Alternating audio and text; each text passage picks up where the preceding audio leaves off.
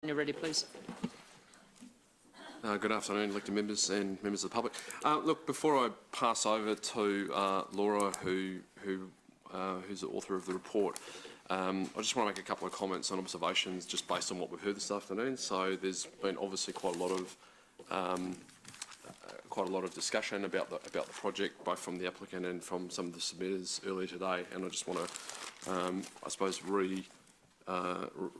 answer some of the queries and give you an update on the outcomes of some discussions that we've had in the interval. So look, first of all, I'd like to thank all of the submitters who turned up today, the applicant for providing an update on their project, but more importantly, all of the submitters and the people from the community who've turned up and raised some very good issues. And they are issues that you've correctly identified, and ones that are matters that would be and will be considered by council at a granular level of detail if this is approved as a SHA. The matters you've raised are important ones, and they go to the reasoning why we've recommended a lower threshold of 25, because I suppose what I want to get across is that the assessment of the project at this stage is at a strategic level. It's not at the granular level that you get into. That's the same level of scrutiny and same microscopic detail that you've got that you would have, say for example, in relation to a resource consent.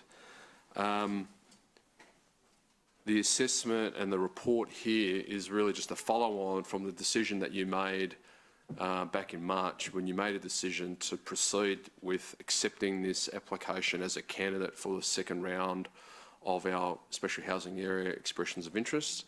And as you know, the government has made some decisions in relation to the the Housing Accords and Special Housing Areas Act, which will effectively come to cessation in September.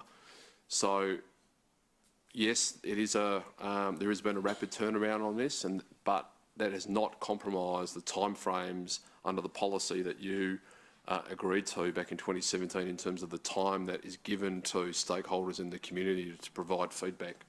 So the 20 working day period, that is the time that has been given to everybody who's had a chance to make submissions on this project, including and most recently late submissions that were made by the planning consultant from Bentley Associates that raised the very last matter that was identified in relation to that property to the north of Allison Street.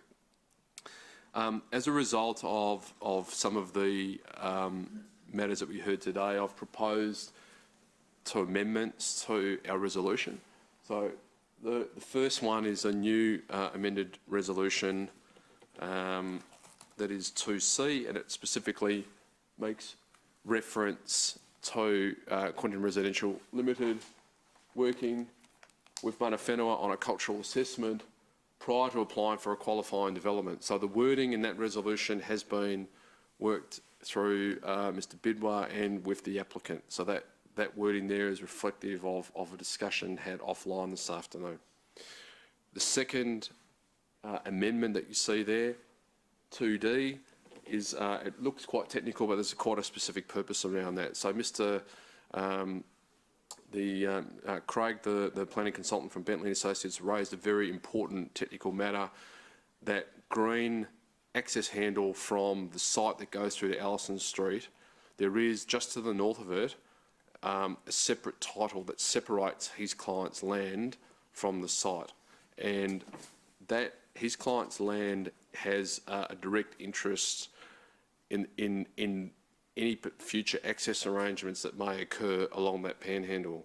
But technically there was a chance that if an SHA was gazetted, his ability to be notified through that process may have been compromised because his client's land doesn't actually adjoin the subject site. So to get around that, the drafting that we've proposed there in consultation with the landowner's planning consultant and with the advisors for Quinton Residential Limited is to introduce a commitment in the statement of intent whereby there's a contractual obligation that is offered up by Quinton Residential Limited to say that the land, as of that property description, is an affected party and will have an opportunity to be notified through any subsequent qualifying developer consent. However, I just want to note the applicant's intention is not to provide access through that panhandle.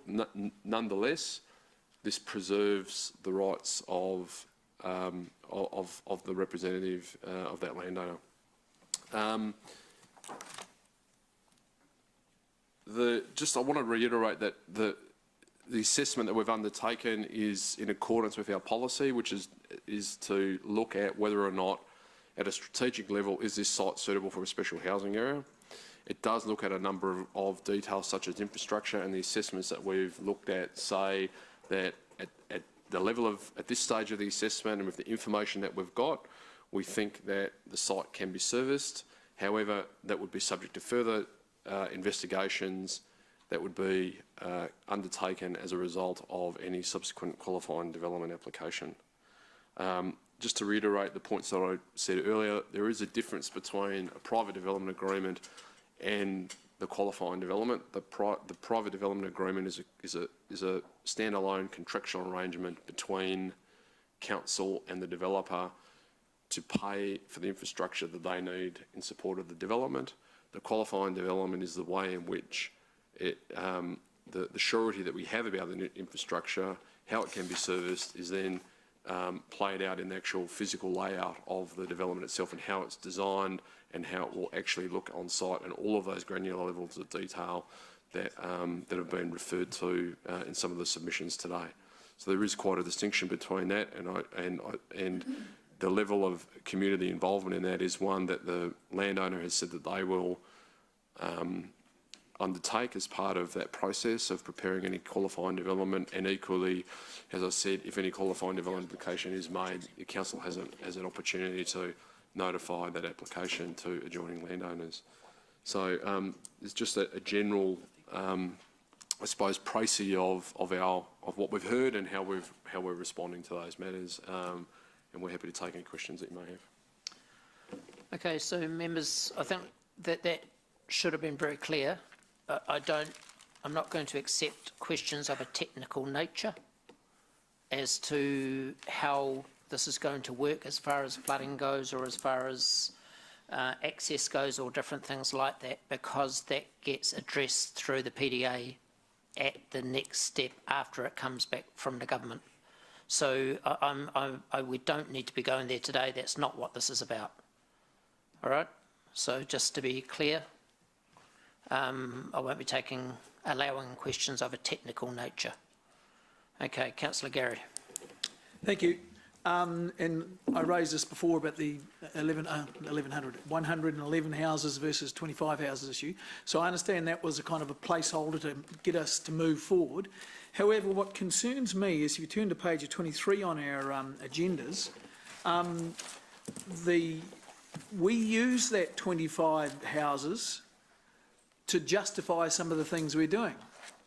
So if you look at page 23, the third box down on the right-hand side, third paragraph within that box, second sentence, furthermore, the recommended minimum yield of 25 dwellings is significantly lower than the proposed 111 dwellings. So we're just lying there, aren't we? We're not lying. I suppose the point of the matter... Hang on, sorry, but the whole issue is that 25 is never going to be... this thing goes bust if it's 25 properties. It doesn't happen. Yeah, so as I said, we're not lying. The point of saying that 25 there is there's been a number of matters raised about the level of traffic. Yep. And what we've said is, what we know about it at the moment is that indicatively we think the traffic issues can be addressed, but they will need to be sorted out in a detailed integrated transport assessment in support of any qualifying development.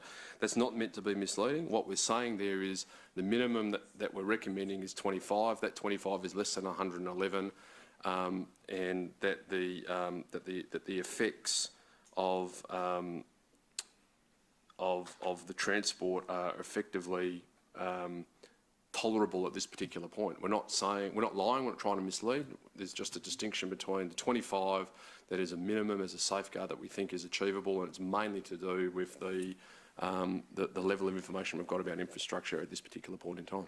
Okay, well, that's not how that reads, to me, anyway. Has this been a response to us? Has someone written a letter saying this back to a submitter, have they? The attachment 3 is a high-level summary of all of the issues that have been raised by the submitters as a result of our consultation on this particular project. So they're structured by theme. So what we're saying is, of all of the submissions that we got, 26 submitters made some comments about traffic-related concerns, and there's a whole range. And it's also on water.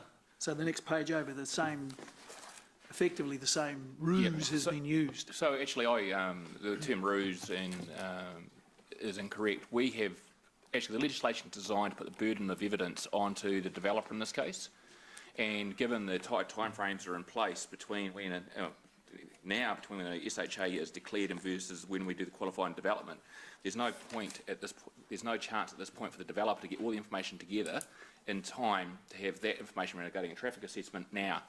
So what we've said is, well, if you back yourselves and you believe that you can deliver 1100.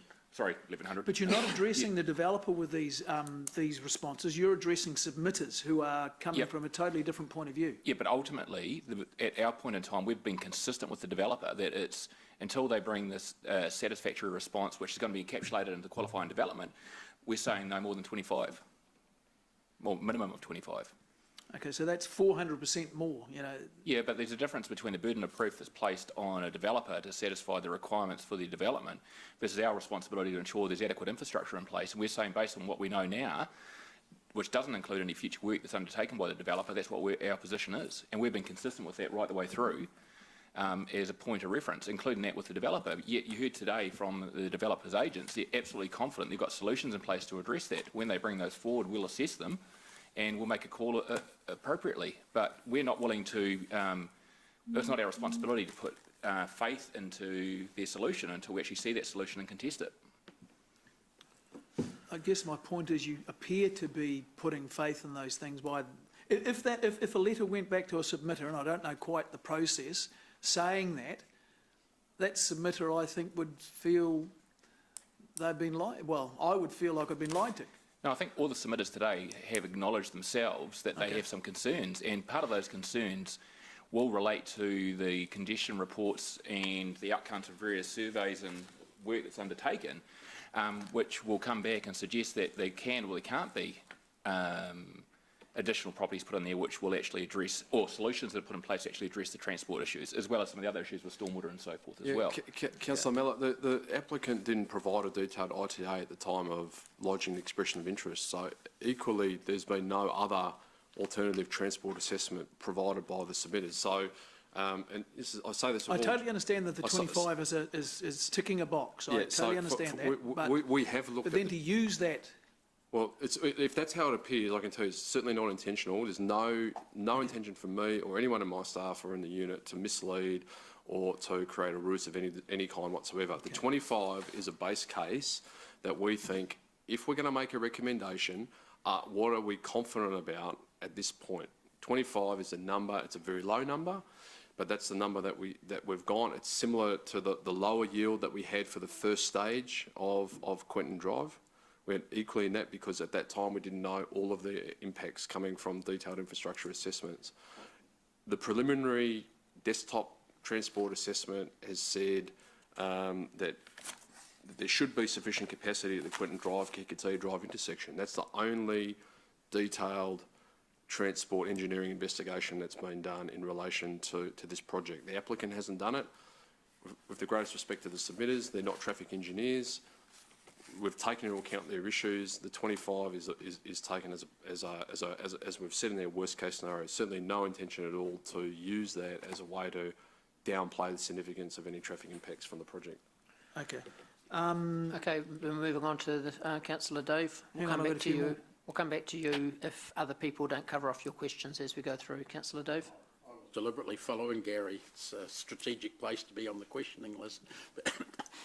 But that aside, it does, the process today has concerned me. I want to ask you about whether there might be a better way of handling this, because it's sort of would you agree that it seems to be a bit unfair to the proponents of this, that they are only able to give a concept plan, that's all they've been asked of us, but yet this same body that's to make a decision on whether that goes to the next stage has heard a myriad of technical details within the process today? It seems to me we're hearing the back end of the process at the same time as the front end. Yeah, it's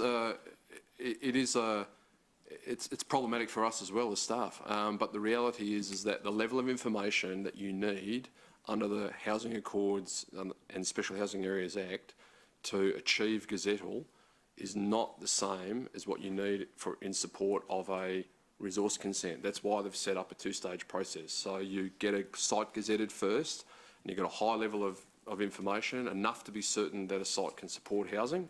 And once you're confident of that, then everyone's confident to go and spend some more money and time and invest it into detailed design, detailed infrastructure investigations, detailed engineering plans, and then submit that. So I see the logic in that process. It does throw up these types of issues now. So if you're a member of the community, yes, it is very concerning because there's going to be some change, and understandably they want to know a high level of detail.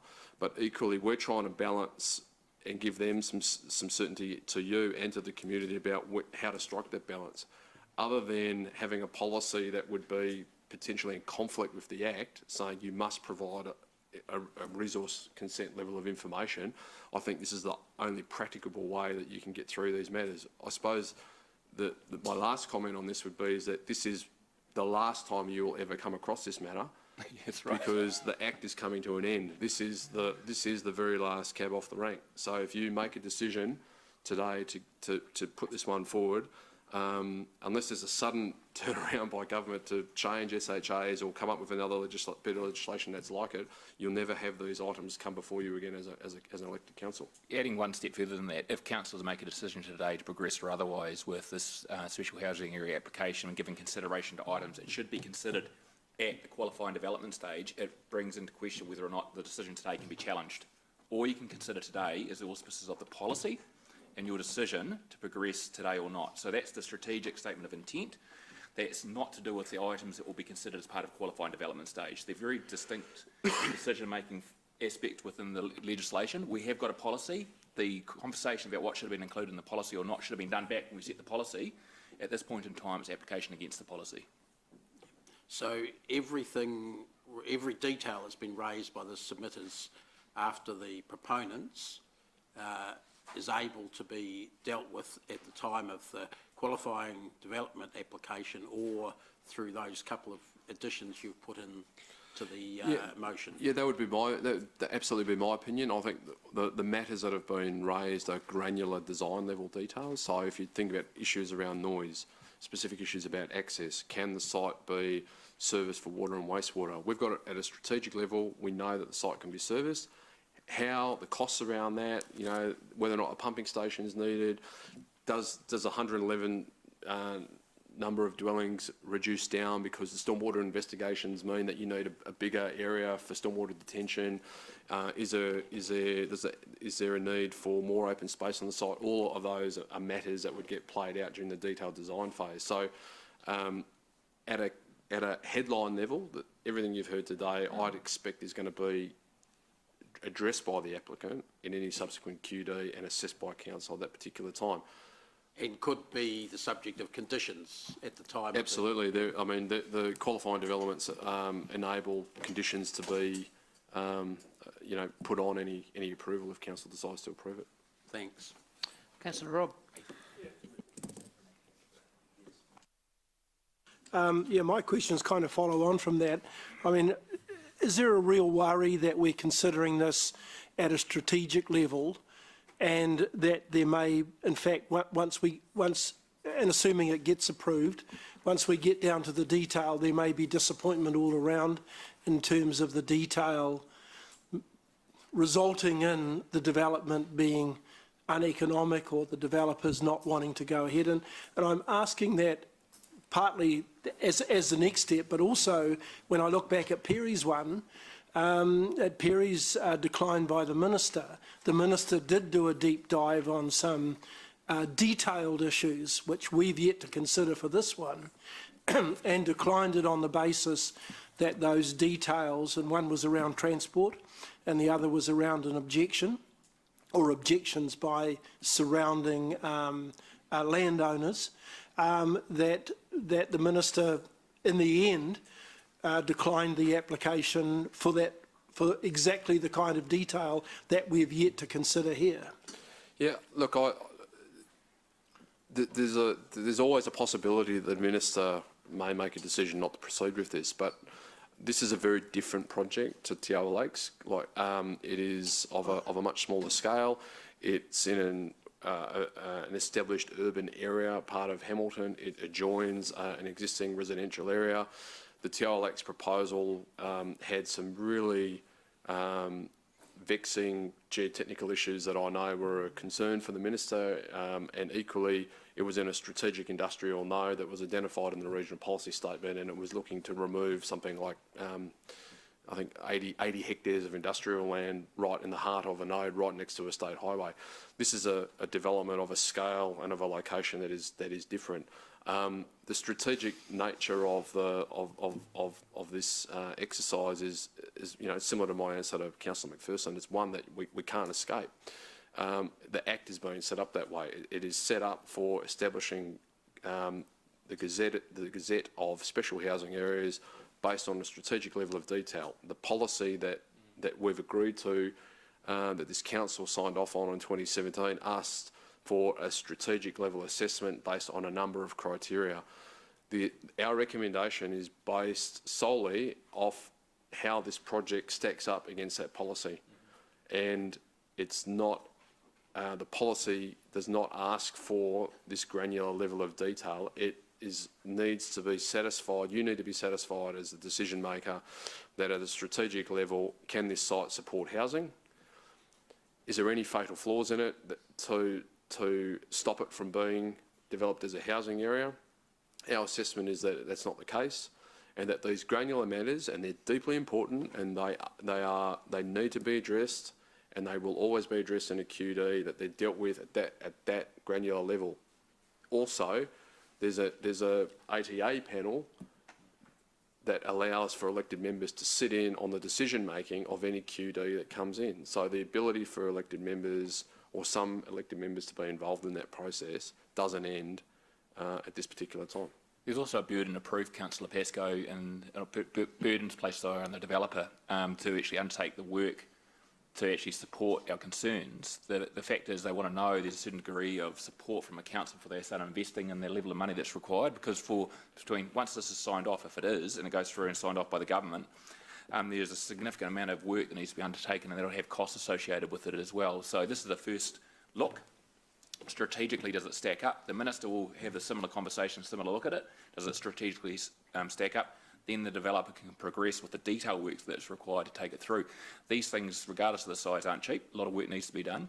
And a lot of the concerns regarding traffic impact assessment and stormwater and so forth have been raised, and are concerns equally held by the community as well.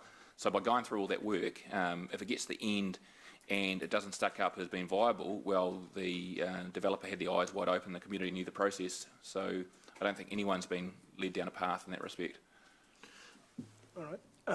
Yeah, I'm not quite sure whether that has answered my question.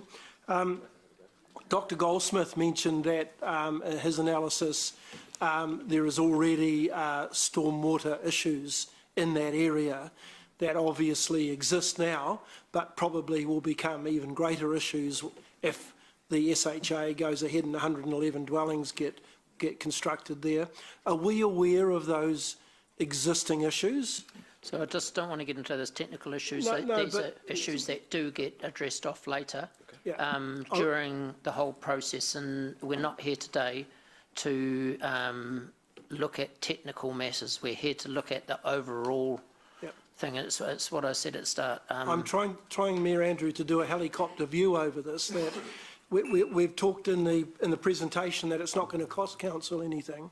Now, if we have got existing issues around, and I'm not looking at the technical aspects to those, but if we have got technical issues around, say, in the area of stormwater. How are we addressing those?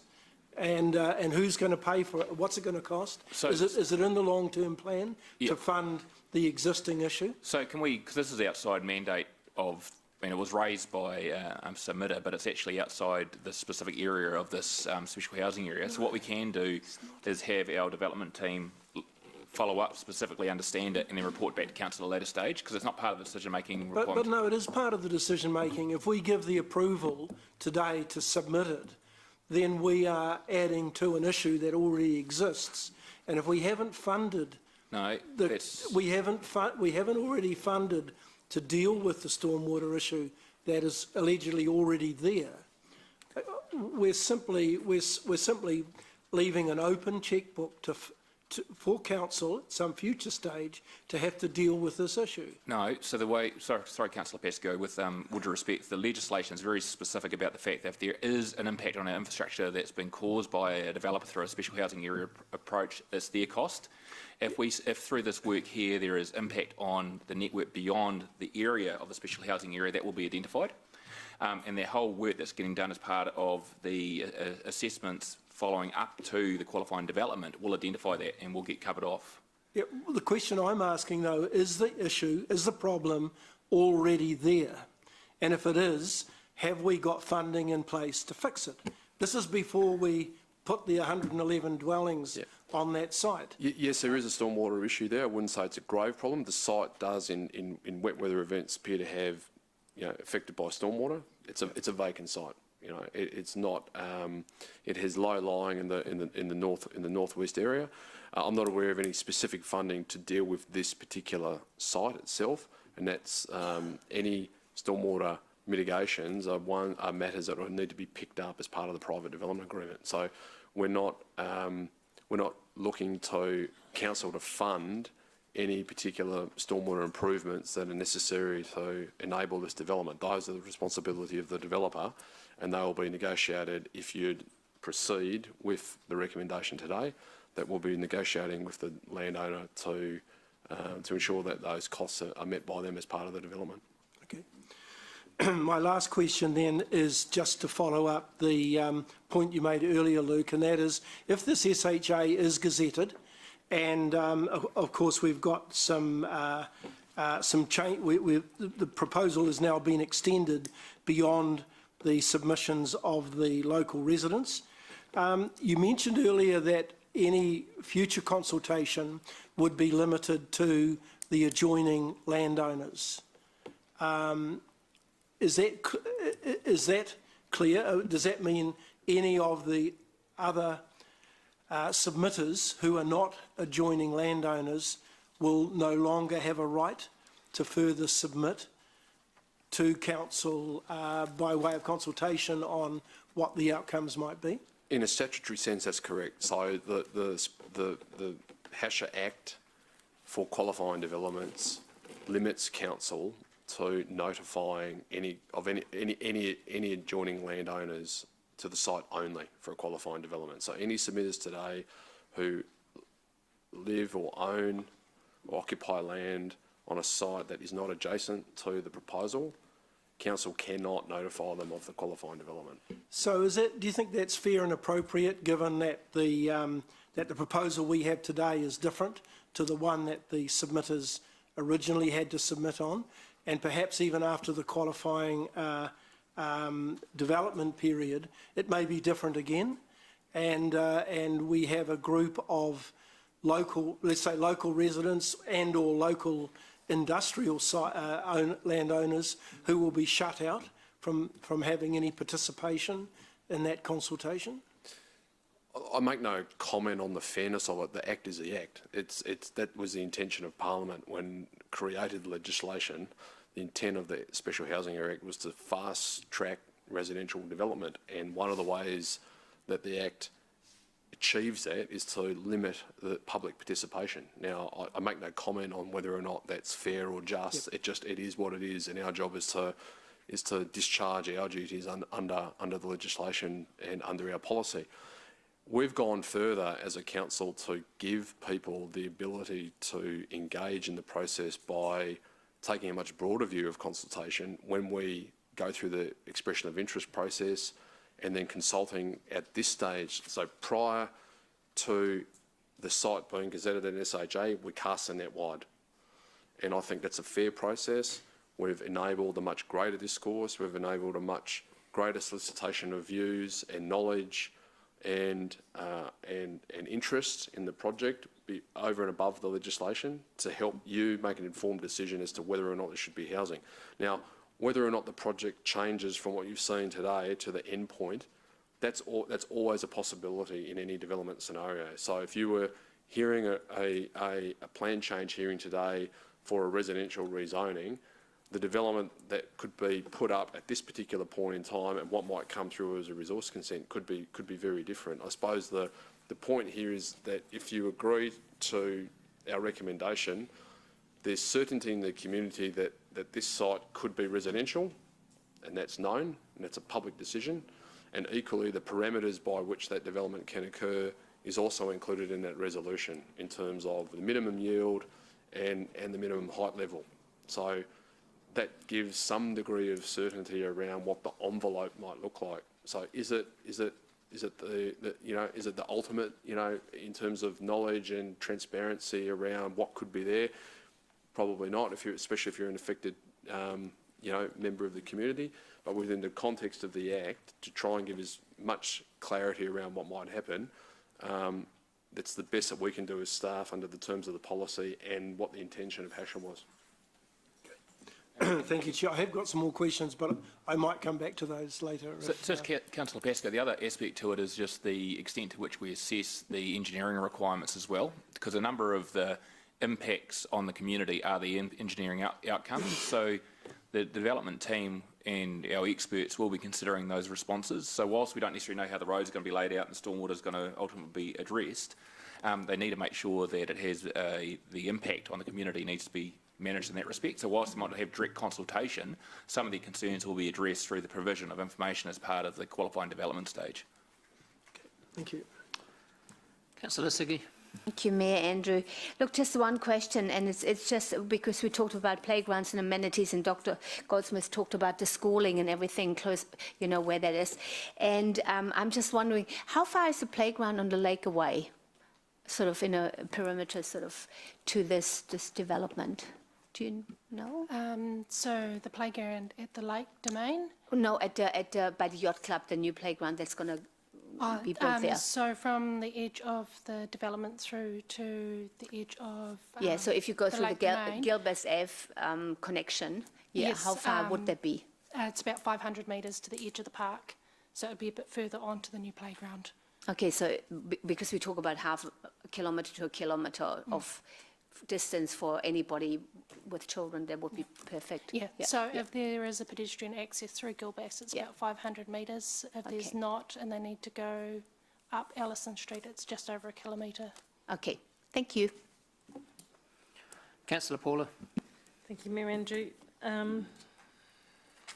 So in terms of, just to be absolutely clear, what you've said is the granular, as you've been describing, the granular detail comes in the qualifying development process, but the but-in is the adjacent land only, right?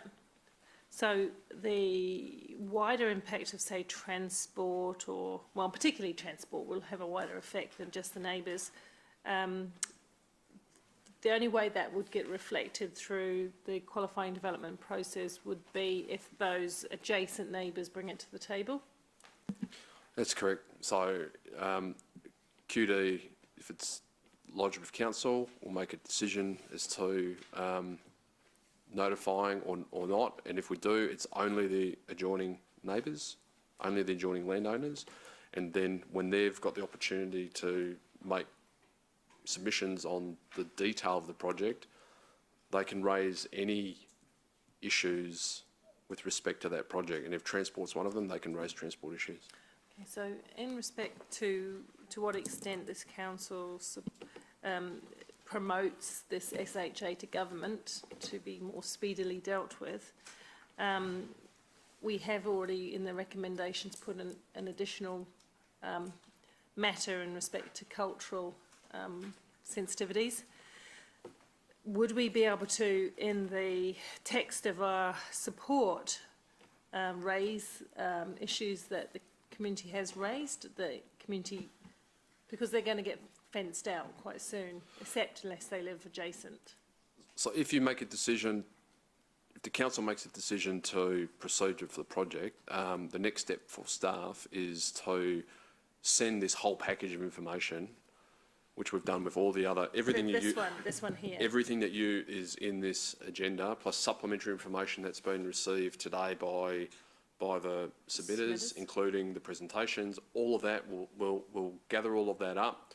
We put it into a briefing document and we send it to MHUD. So everything that you see today, everything that's been discussed today, everything that's been presented on is what goes to MHUD as well. So they will be very aware of all of the matters that have been raised. So they'll take into account the council staff report, all the technical assessments, the applicant's work, and all of the submissions and supplementary material prepared by the submitters today.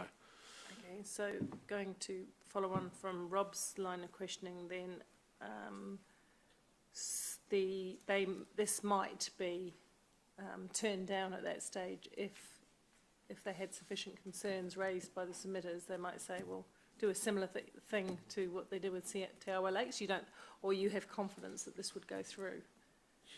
My opinion is that this is likely to go through. I think it's of a different order of magnitude compared to Te Awa Lakes. Lower level of complexity, completely different part of the city, very different strategic issues that have been raised in Te Awa Lakes compared to the issues that have been raised in relation to this application. The legislation, Councillor Southgate, requires us to provide certain information, and we've encapsulated that information within our policy, which is what we're bringing forward. As Luke said, we put a whole pack in, and the Minister will consider it against that legislative responsibility. But however, there is always one clause within the legislation which allows for the Minister to have discretion, and effectively it was the discretion that was used in the context of Te Awa Lakes that met all the requirements. However, it was the discretion that was used, and we can't talk on behalf of the Minister in terms of the broader considerations they bring to bear. Okay. So because this goes through a special housing approach, there is, although the other matters will be considered in the qualifying development process, there is a hierarchy, isn't there? The main thing being to give effect to HASHA. That's correct. So if in qualifying development, council staff will assess the application and against a range of criteria. As I said earlier, the overarching purpose of the Act, which is to increase the supply of housing, is the primary. Is paramount. But it's not the only matter.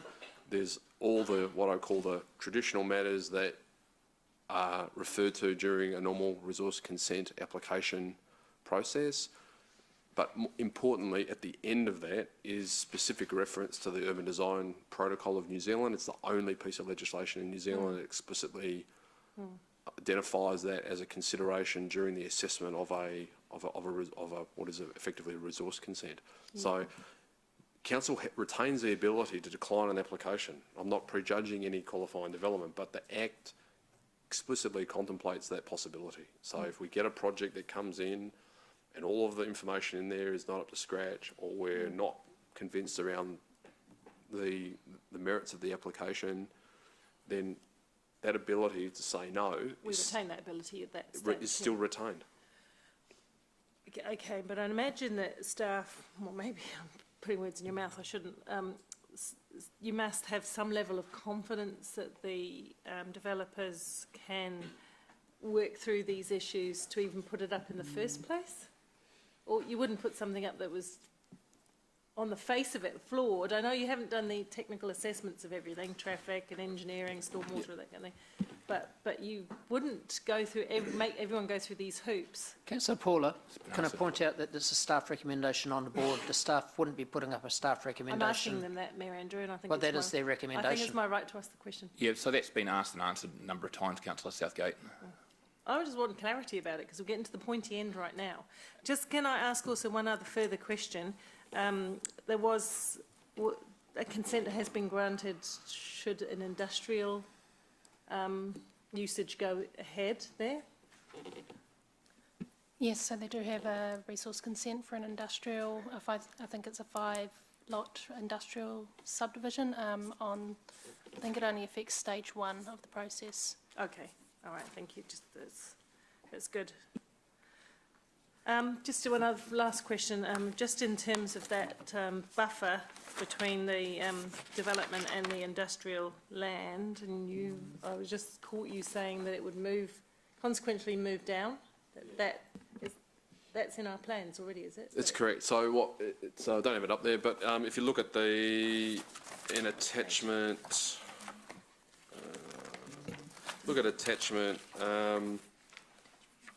page 84 of your pack, 84 of 138. That's and then page 85, as was pointed out, the survey map there at the very southern extent of what is the enlarged proposal, the orange shaded part of the site on page 85. That's the very northern part of that is a Bunnings development. So by default, we've got what's called amenity exclusion zone in the plan. So where you've got a residential area adjoining an industrial area, and there are a number of these around the city. We've got lots of parts of the city where you've got residential development, one residential zone right next to an industrial zone, and effectively what it creates is a setback in that industrial but the fact that that's already... It's already there. Yeah, well, it will by default, because at the moment it isn't, because you haven't got a gazetted SHA and nothing's changed, but by default it would come into play at that particular location. But I suppose importantly, it's a car park at the moment. Now, Bunnings have formed that up as a car park. That development's been there for a number of years now. It's all been tarred and sealed, and it's all landscaped, and it's unlikely you're going to get any more development on that Bunnings site. The Bunnings site is fairly large. It's one of the largest in their store profiles, and they really need to retain as much parking as they can for that site.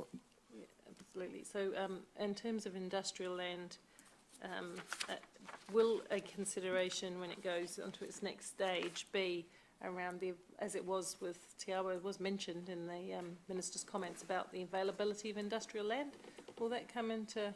We're confident that giving up this industrial land to promote housing, and I'm not saying that's the wrong decision at this point, we're confident that industrial land needs can be met within the city. Yes, we are, and it's a matter that we must have regard to during the assessment of this proposal. It's an explicit matter in our policy, and Sorry? I'm saying it's a point you consider now. it's and we've addressed that in our report, and it is identified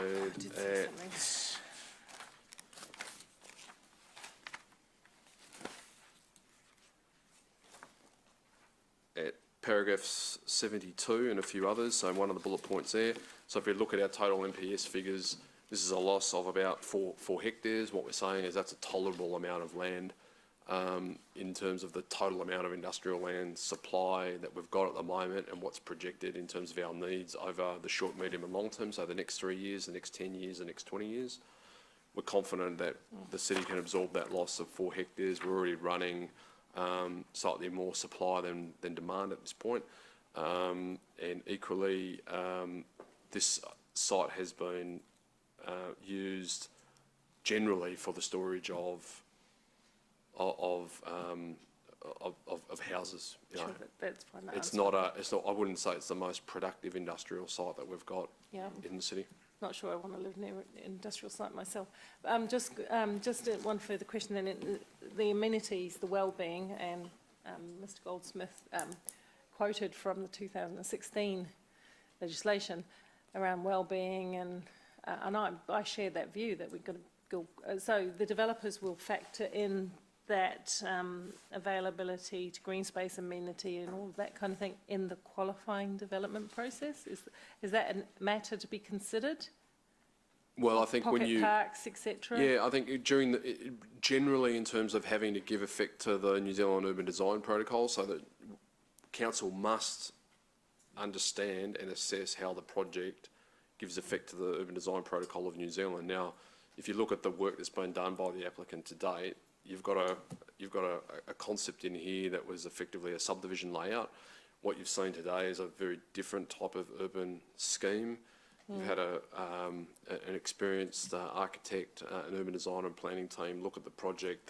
The design philosophy has changed considerably. And it might move again, this is what I'm saying, it might still adjust, move, reflect in the next... Our expectation would be that the revised scheme is the one that we want to see in a QD or something akin to that, as opposed to the first scheme. I think no one of the council staff would have thought the first scheme was a benchmark of good urban design. But we're getting closer with the second one. The revised scheme that we saw today, that's been updated by the developer, is a much better outcome than one that we would think at a high level is much closer aligned to the urban design protocol. Can we note in our correspondence with government that we've had an agreement with the developer? It can't be a formal agreement because the law's the law, but they've agreed to work with some of the submitters around their concerns further. I can include that in my covering correspondence to M Hunt. Thank you. Councillor Gary. Thank you. On page 27, paragraph 29, kind of contradicts what you were saying about sufficient industrial land. Talks about until a new precinct is developed in Hamilton and new industrial sections are brought to the market, new industrial activity is likely to locate in the Waikato and Waipa districts. Well, those MPS obligations are taken for the Hamilton urban area. So our obligation to look at that policy is all of the industrial land effectively, which is a greater Hamilton area. So our supply and demand capacity assessments have been done looking at the total of that area. And just looking at where you're... Para 29. Yep. So it's, on our agenda, it's page 27, paragraph 29. So prior to that, it's clear while overall sufficient industrial land exists, there is currently limited greenfield. So the distinguishing comment is, yes, there is enough industrial land in the city, but in relation to large greenfield scale industrial blocks, so if you think of the types of the APLs of the world, the titanium parks of the world, that's the reference we're making to. So very large industrial plays in Hamilton. In Hamilton City, we're seeing it in the Rotokauri area where porters are, very large footprints. They need much larger land sites. That's why some of them are now locating in places like Hautapu or around the airport at Waipa. That comment is in relation to... Because we don't have that in Hamilton. Well, that's why we're working on the Te Rapa North Industrial deferred land at the moment, while we're actively working to make Ruakura work. They're our two large greenfield industrial plays at the moment. But the reality is for greenfield, those two sites are not at market yet. Okay. So that's that comment. Okay. On page 31, paragraph 31 on the same page, there's a, in my view, who's the my view? Is that you? That's Laura. That's my view. Okay, is that all right? So there's a couple of other times where you've referred to yourself. Is that you that it's referring to? Yes, her name's on the report, Gary. Yeah, I'm just trying to find out. Yeah, thank you. She wrote the Don't mind report, that. her name's on the report, Yep, she signed it great. off. Okay. Paragraph 30 on the same page, it talks about engaging with MD regarding methodology. Advice from consultants, conduct this assessment to the Hamilton Blood currently has sufficient feasible residential development capacity to meet demand. Can I see that report, please? So which paragraph are you? So page 30, paragraph 30 of page 27. Paragraph 30 of page 27. Starts off with HCC is currently engaging with MBIE regarding the methodology employed to calculate feasible capacity for housing. Yeah, look, that might be... We've done that work and we have already reported it to council, and that was reported at the end of, from memory, the end of 2017. But yes, I can arrange for that material. So this is about 3 years old then, is it? Look, I think that's just an error in that particular paragraph. But that work has been done. Hang on. What do you mean an error in a paragraph? What's the error? It refers to it being we're currently engaging, but the work has already... Sorry, I can't hear what you're saying. It's referring to us currently engaging with MB, but that work has actually been done, so it's a typo. It should refer to that work that has been completed. Okay, it should say Hamilton City Council has engaged with... Yes. Okay. All right, can I see that report anyway? Or if you can dig it up for me? So how old is it? It was at the end of 2017, we reported on our supply and demand assessments to give effect to the National Policy Statement on urban development capacity, both for residential and for industrial land and for commercial and retail. And we've reported that to Council, and it's a matter that's reported quarterly as well to the Growth and Infrastructure Committee. Yeah, okay, so we do constantly get updated on that, do we? That's correct. Yeah. Okay. And just, so that's the big picture stuff, getting a little bit granular. In terms of, and I asked this to the submitters, if we go ahead with this, can we put covenants on, because these people are moving into a residential, well, what may become a residential area, which was previously industrial, and there is industrial there.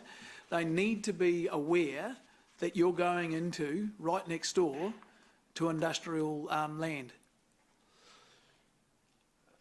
Because otherwise, all you're doing is within 6 months, they'll start screaming about we can't get to sleep, kids were awake all night, and you'll put someone out of business like we are in the process of doing right now. Yeah, that's a matter that we would need to talk to the applicant and the developer about whether or not that they were prepared to accept what I call Augier's conditions about no complaints covenants. It's a matter that we can investigate at the time of a QD. I can't guarantee you that we can put them on. I mean, it's a moral thing about, buyer, being transparent about what you're actually buying into. Yep, that's right. Yeah.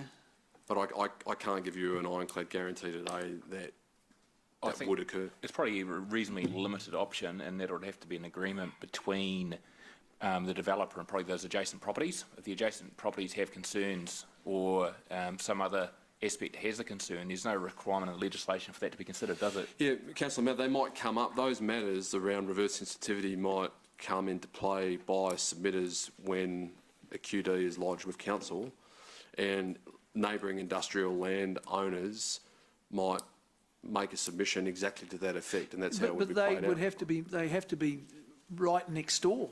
That's right. Before they can do anything. So what you're doing, you've got people who've got millions of dollars invested, providing employment, etc. And because of a change made by us, which has been gazetted by the government and all that sort of stuff, suddenly where they were operating within an industrial zone and industrial levels of noise or smell or ambience or traffic movements, suddenly they're shut down. So we can, what we can definitely do in a QD situation is to put appropriate conditions in place to mitigate, the reverse sensitivity effects on the new residents. So what that means is the noise standard, internal noise insulation. In effect, that means the developer, doesn't it? On the developer. Yeah. So when they build their residential developments, they're providing a level of acoustic treatment and separation and other techniques and buffering and maybe a noise wall or, matters that we'd look at in detail to try and minimise the occurrence of a nuisance occurring in the first place. Any covenants on the title, though, becomes much trickier and is something we'd have to talk to and would have to be actually offered up by the landowners themselves. Equally, my experience is that even when there are no complaints covenants in place, they do not necessarily stop people from making complaints about nuisance. Yeah, but whether or not they make complaints, that then becomes a matter of whether or not we put abatement notices out or not. And if you've got something on the covenant, on the title, it says, "Thou shalt not complain," or "Thou complaint shall not be listened to." Councillor Gary, the staff member has said they don't know whether they can legally do that. They will look into that, but they don't know whether they can do that or not now. And I think he's made that pretty clear. So I don't want to get into debate over a legal point. I'm not debating. I'm trying to get some security for some people who are already there. There's already industrial land right there with existing residential houses straight up onto that industrial land now. All that's happening is the boundaries moving over to Bunnings, which I would imagine. Andrew, I've seen it happen before, and you know what I'm talking about. What I'm saying is that you've asked the question. Yeah.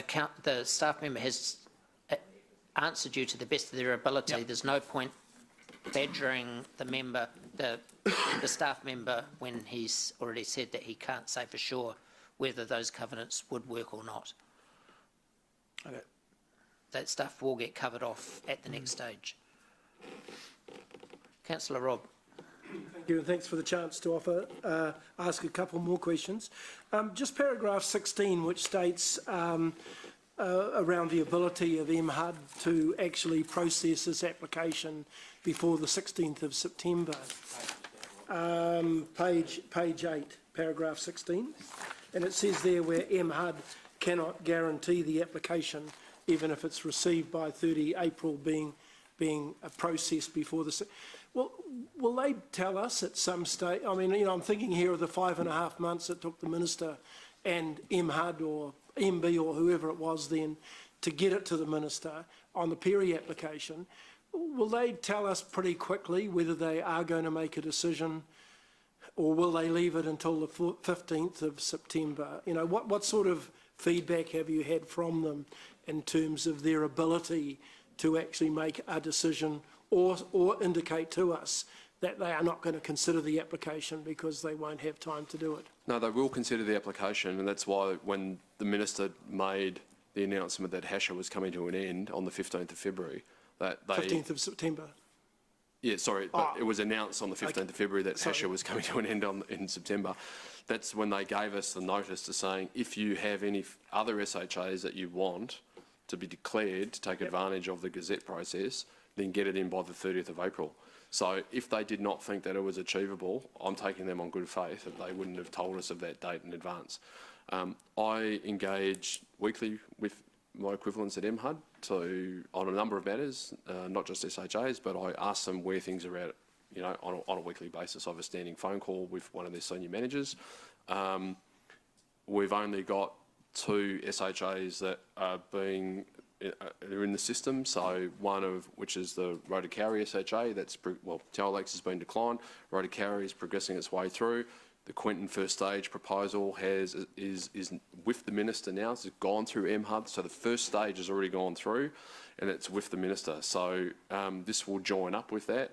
And I can't give you any guarantees around the timing of them making their decision, but I have confidence that if you make a recommendation today for it to proceed, they'll look at it in good faith and they'll try to achieve gazettal by June or July, so that the applicant's got confidence to prepare a qualifying event application to submit it by September. I wasn't aware that the first stage of this was already with the minister. That's just new information. It's new information that's just come through. Okay. So I can't retrospectively change, but I had a phone call to find out where that's at, and it's gone through the officials and it's sitting with Minister. So the first stage, the earlier application could in fact get accepted, and the second one not, if the second one gets approved today. That's a possibility. I don't think it's likely, though. I don't think the minister would make a decision to approve one and not the other. Okay. And last question is, on page 113 and page 120, you make reference to the Ministry of Education and the DHB being objectors to the application. Is it possible that either one of those or both of those could be sufficient to trigger the minister to be affected and not approve the application? We're trying to guess here, I suppose, what triggers the minister and MHUD not to accept applications. And I suppose without any guidelines, it's a hell of a lot of guesswork, isn't there? Look, I think... Is there enough in those two applications, because we know what it costs to put a school, what it costs to build a school? Yeah. What MHUD or the Minister may decide as a result of these letters, I couldn't tell you, but just to be clear, the Ministry of Education is not saying don't go ahead. It's, that's not my interpretation of it. They're just concerned about the impact of the project on school infrastructure, and that that council consider the appropriateness of this development in the industrial area, and equally that if the development's approval, that council and the developer look at the appropriate mitigations and engagement with Ministry for Education during the next phase of the project. But these are red flags, aren't they? That these two fairly solid government departments, or one's a quasi-government department, I guess, are signalling that they have concerns about. Yeah, they're signalling they've got concerns. I think if MOE were dead against it, they would have said they're dead against it, and they would have turned up today and they would have spoken in the public forum. Okay, thank you. Okay, moved by myself, seconded by Councillor Dave. We'll go to the board to vote. If you have to, we've been debating for 3 hours on this, but if you want to have a chance, it's your prerogative. Off you go. Yes, you're right, it is. Thank you. Just want to say I found this process really interesting because it's different from anything we've done before, and we've almost lapsed into acting like we're hearing commissioners already, which is just an unusual place for me. I'm a supporter of finding housing solutions, and I'm a supporter of anything that can get more houses built as quickly as possible. I am concerned about the Ministry of Education because they have actually said no matter where we put houses in Hamilton right now, they have great concerns about the capacity of the schools to cope with infill. It's not just exclusive to this area. So that's something that this council needs to tackle with some more urgency, working with the Ministry for Education to get a clearer plan about schooling going forward, or always going to be a little bit hamstrung by the availability of classrooms.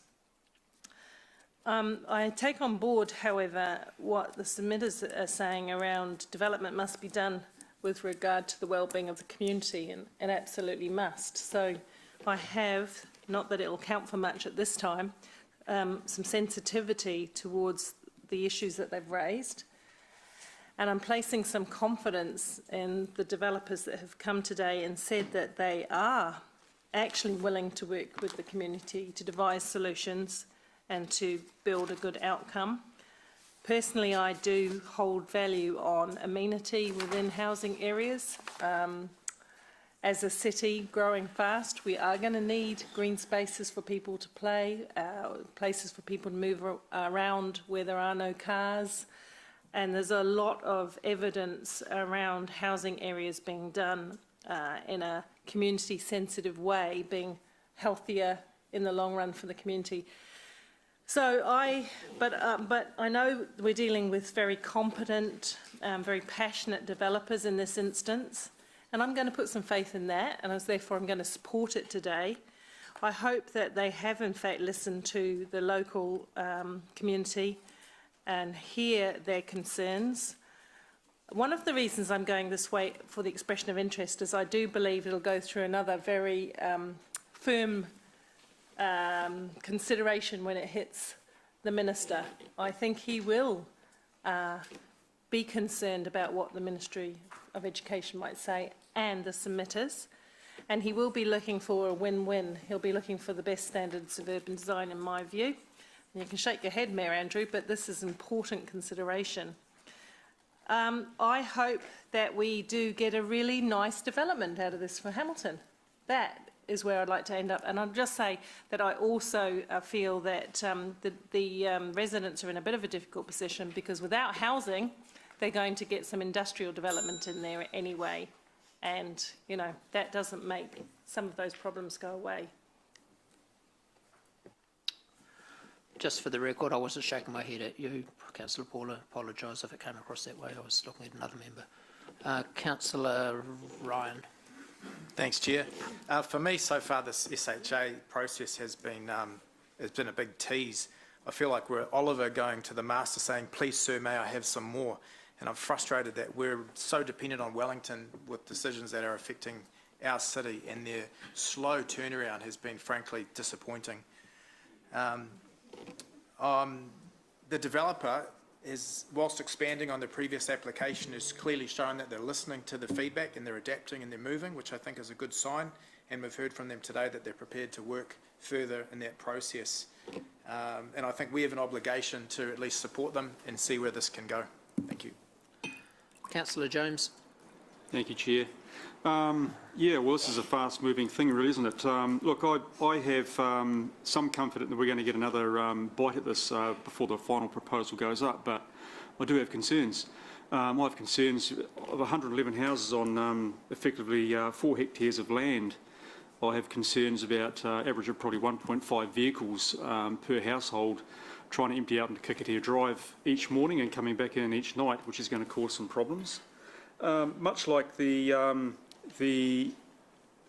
housing development that was proposed for Endeavour Avenue and Flagstaff by Housing New Zealand, where there were 70+ dwellings on a 2 hectare property there, and then Housing New Zealand withdrawing their SHA when they saw which way the government were going. So it's going to be quite interesting to see how this one goes. Like Councillor Gary, I've been working with him on the housing encroaching on industrial land where places have been operating for a number of years, and now all of a sudden they're getting noise complaints and the threat of being shut down because of housing encroaching on them. And this is another problem that we're going to probably look at with Quinton. Much like the people of Flagstaff, the submitters we've heard here today, it's not what I would deem a not in my backyard mentality. I think they all do have legitimate concerns, and I think those concerns have to be looked at properly. I also have concerns about, Craig McGarr referred to this as CPTED, crime prevention through environmental design. When you've got that many houses plonked on one small area, international studies will tell you that high density housing equals a higher rate of crime as well. So that'll be another concern of mine. So I'm waiting for the proposal to come back to see what the developers in that suggest to us as to how they're going to mitigate these problems that we're facing. So I'm looking forward to the final one coming back. Thank you. Councillor Leo. I'll be very quick. I think what we have to do, of course, is to listen to the people who have made the submissions. In total, there's been 36 submissions made. Pardon me. 23 of those persons are opposed, and there's only 5 persons who actually support it. When I look at the people who are actually supporting it, we have the developer, of course, and obviously he would support it. We have a Peter Boss, who is well known to this council, and he supports it on a number of conditions. We have a Teresa, I think it is, Thompson, and the only reason that this person is supporting it is because it allows more people to own a home. And then we have Mr. Wu and Mr. Yang, who support it because it's now coming in through Quinton Drive. So if you take those other 4 out, we've really only got 1 person who supports this. And I think as a council, what we have to do is listen to the constituents out there. I agree with Councillor Casson, of course, that these sort of areas, of course, help to grow crime. And I think in the future, what we will have, of course, is a slum, which we're probably going to be building for the future. The only other thing, of course, is that basically what we're looking at here is 200 square metres per section. And if you look at these houses in Rototuna, you wouldn't even fit your house on the section. So my concern is that it's very, very small housing area, a road which, of course, is going to be totally parked out with vehicles which cannot actually enter the property, and as a result of that, of course, we're going to have all sorts of issues which are going to develop. So I am opposed to this motion. Councillor Dave. Yeah, I wasn't going to start with this, but I'm going to comment about something Leo's just said, which if I were the developers and anyone else involved with this, I'd very much resent for a very pejorative comment, and that's talking about a slum. Now, I invite Councillor Leo to go to the opposite side of the city to where he lives now and look at the duplexes and other houses that have been going out right at the far edge of Rototuna on sections just as small, if not smaller. I don't think there's a crime wave out there, and I don't think there's slums, and I don't think they're ever going to be slums. So that's just one comment. I'm always mindful in these discussions of one of the better things that Gary said during his time in council, and that is that it's the business of council to ensure the provision of sufficient quality and affordable homes. And I think that this is very much, and I'm really paraphrasing Gary here again, very much part of the job of council to ensure that we do this. So I am not one that says at the first hurdle we should reject someone's chance to put their case forward, because that's what this is, a chance for a group of well-connected Hamilton builders and Waikato, central Waikato builders, to put their case forward to the government, to the appropriate foreign authorities. And the irony is that it's not this government that created that opportunity, it's the previous government, the government that Gary's party was once a member of, that created that opportunity. So I think that that was one of the better things that government did. I'm glad it's still available to us. I'm sad that we haven't yet got the replacement in sight. There are some of the submissions, a lot of the submissions related to conditions, and I actually agree with a lot of the points that they've raised, but I just think it's the wrong time, and it's a process that's ended up being unfair for the developers, and I'm not a pro-developer person, but it has been unfair because they haven't been able to talk about those details. But just one of them, Access Hamilton, there's a suggestion from a number of developers that this is going to make transport harder. It's exactly the opposite. If anyone actually looks at our Access Hamilton strategy, we encourage people to live close to the centre where they can walk and cycle, right next to practically to the Western Rail Trail, walkability to the lake, to the city centre and things like that. I would much rather this sort of development was where it's proposed for than way out in the sticks on the outskirts of the city where most of our other new housing is at the moment. This is exactly what the sort of thing we're after. It is not against the principles of Access Hamilton. It promotes them more than most other developments. Stormwater, you know, tell me which flat part of the west side of Hamilton doesn't have stormwater problems. If any of you have been delivering leaflets around there during winter and election campaigns, you'll certainly know those sorts of problems. It's near one of the biggest green spaces in the city. That's you know, it's going to be available for people to use. I'm sorry, but in this particular case, I think this is a good place, provided the individual problems can be worked through, and there's every sign that they will be able to be. Councillor Robb. Thank you, Chair. Look, the pluses here. I support more residential properties in the growing city, and I don't think there's anyone around this table who would disagree with that. We've got credible developers and builders involved in this process, and we've been told by Luke that it ticks another box by having a location which is already close to an existing residential area. But by the same token, if you take a minus there, its southern boundary is already an existing industrial hub too, so it could be either one in terms of retaining its character. And certainly for those who live in the area or those who own land in the area, there's existing certainty because they know that where the industrial site starts and where the residential site starts. But when 86% of the submitters are either opposed or raise serious concerns, I think we have to take that into account. And within that 86% includes the Ministry of Education and the DHB. We've identified today, without going into the detail, that there are building challenges on what is a very peat type site, and there will be transport challenges. They are obvious where you've got 111 dwellings with 2 to 3 cars in each dwelling and one entry or exit, and that's onto a major state road.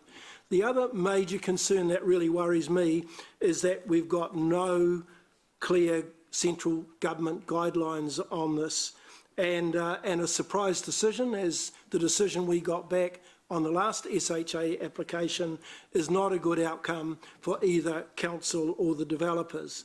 And I think I get the sense today that we're sacrificing neatness for speed, in processing this application, and there will be huge risks for council if we get any of these factors wrong or any outcomes are unsatisfactory. Councillor Gary. Thank you. I just want to back up everything Dave said. Councillor Siggy. Always the first.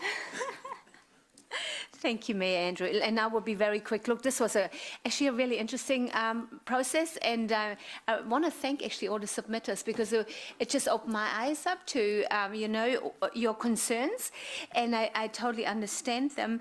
And but what I also liked was that, of course, at the same time, we had the developers here too, so we could already make changes while we're sitting here and in the application to further it on. And I think if we keep working together in that way, and if the developers keep talking to the residents and really engaging with them and ironing out some of the concerns, I can see this is going to be actually a really good development for Hamilton, and something that hopefully we'll see in the future in a lot more developments happening, that the developer will talk to the residents and will arrange or organize or get some really good outcomes for both of them. So I'm happy to go to the next stage, but I know there's a lot more work to be done, so thank you. I just want to touch on the traffic which is being pushed out onto Kakitea Drive through the traffic lights, and this is a new intersection. As we know, traffic lights have been put in the last few years, and this is now one of the safest intersections in Hamilton.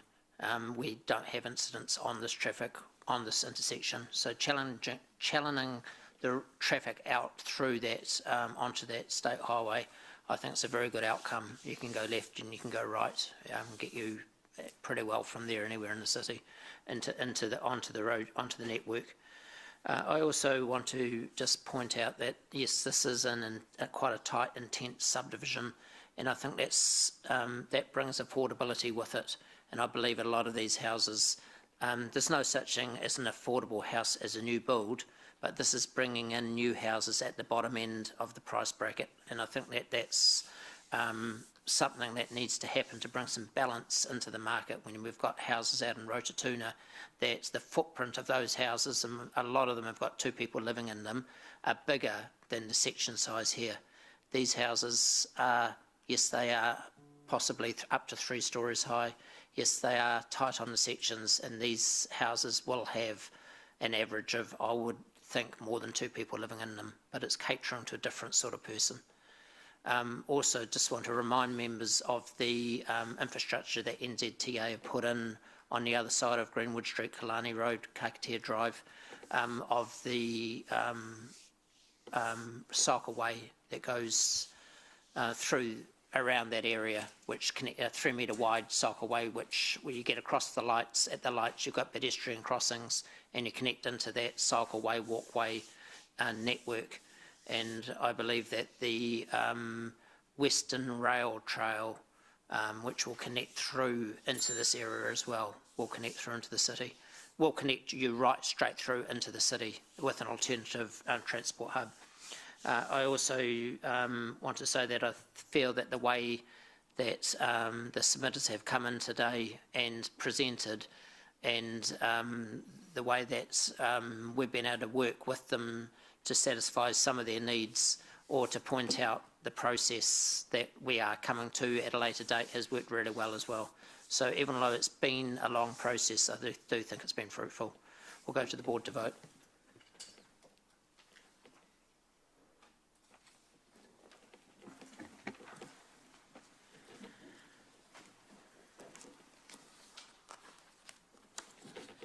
The motion is carried, 7-4, 2 against. Thank you, everyone who's been here this afternoon, and those of you who come from far away, some of you, so I do appreciate your time and your input.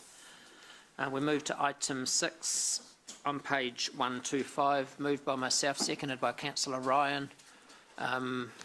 We'll go to the board to vote on this one. I'm going to set the board, please. So page 125, item 6.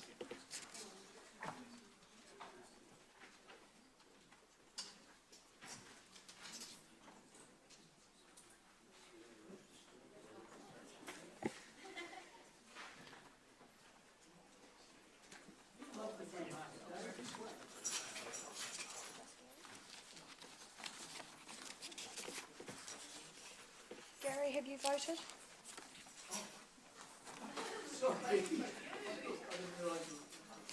The motion is carried unanimously. Item 7, page 135, moved by myself, seconded by councillor Siggy. Okay.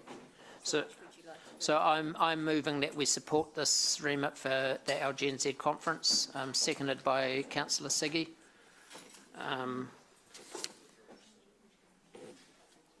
So we'll go to the board to vote on this one.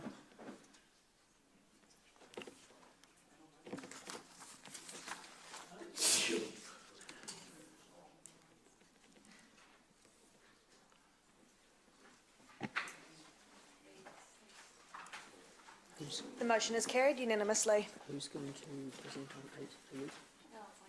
Okay, so we're now moving to item 8, which is a late item.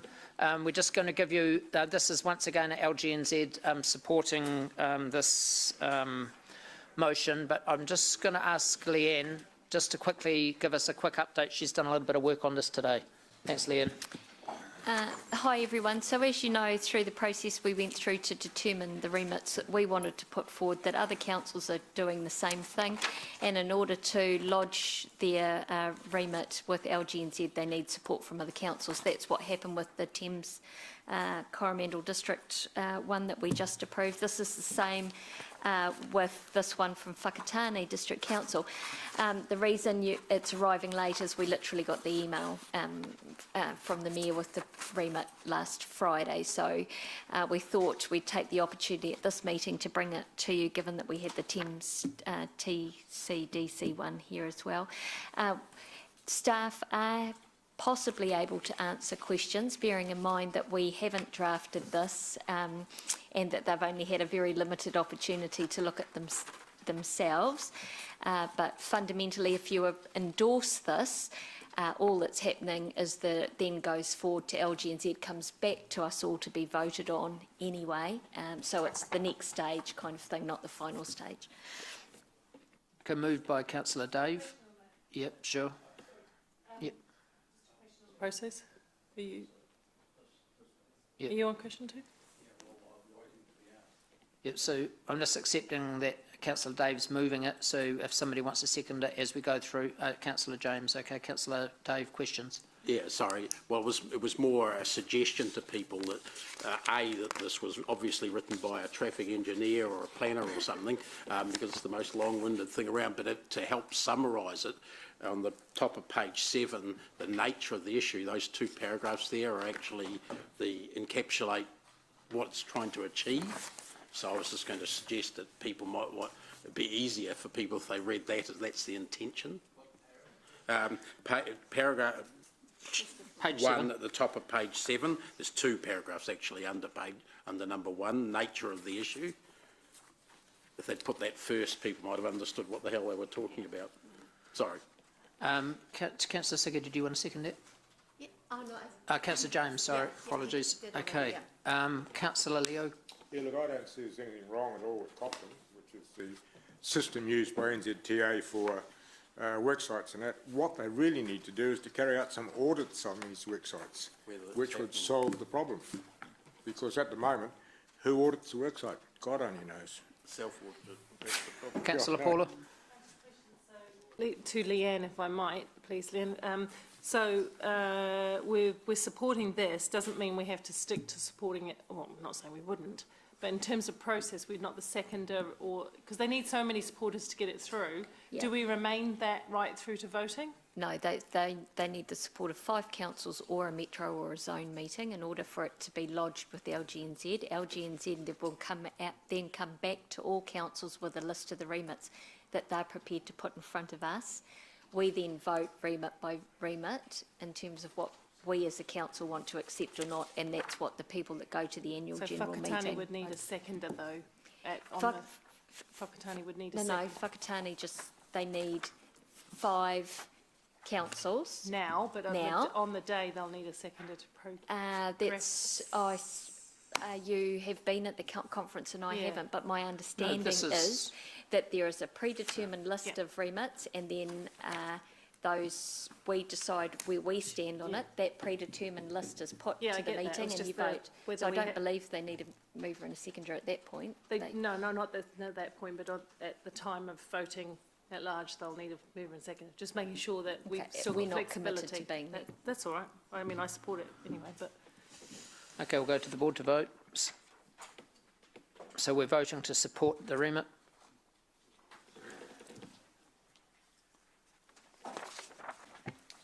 The motion is carried, 7-4, 1 against.